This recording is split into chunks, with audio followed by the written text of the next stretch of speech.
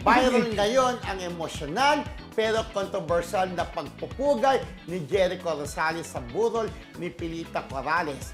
Ang Asia's Queen of Songs, nagpakilala kasi si Echo bilang dating Mr. Pogi at binigyang pugay ang connection niya sa pamilya Gutierrez at syempre sa ina ni Janine na fan ng yumaong OPM icon.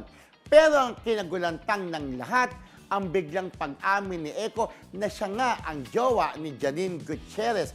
Hindi raw ito nasabi noon sa mga interview, pero ngayon, sa lami pa talaga nangyari ang revelasyon. Mix ang reaction online. May mga kilig to the bones or napasigaw, pero meron ding napakringe. May nagsabing inappropriate at may nagbiro pa ng Christine Reyes energy ang peg. Pero depensa ng iba, may blessing daw ang speech at valid naman daw ang sinabi ni Echo bilang support system ni Janine. Ayan, doon po. May mga sa lamay. May mga question nga. Roll VTR ba tayo? VTR? May mga question nga Wala. doon sa ano. May BTR ba yan?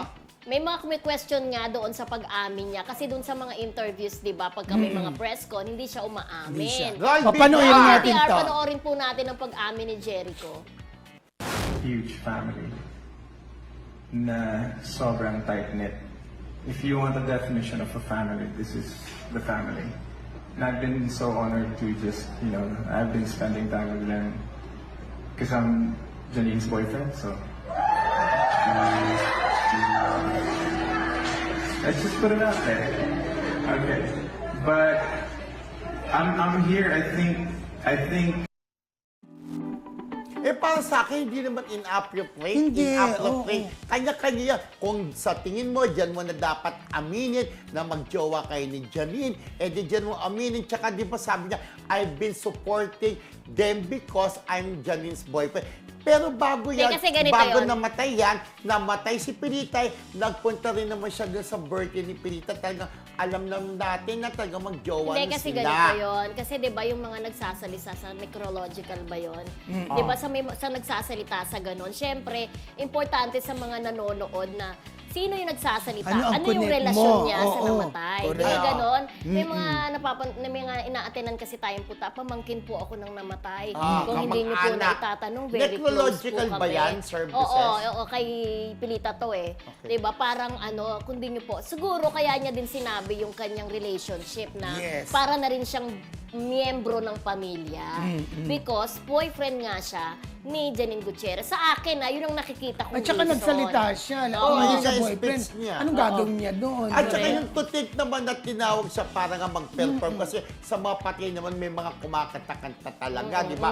Nakikita naman natin dati kay Manny Ethel, sila Martin Rivera, yung kay Pilita Corrales, kumanta din sila Martin, di ba? So natural lang naman, nagkataon lang na yung part na yun na nasabi niya, para siguro sabihin niya, oh, I'm part of the family since jowa ko na nga si Janine. Wala naman ako nakikita masama sa pag-amin Wala. ni Echo. Pero ang sabi ko nga, hindi na tayo nagulat dahil doon naman, obvious naman na talagang magjowa na, di ba?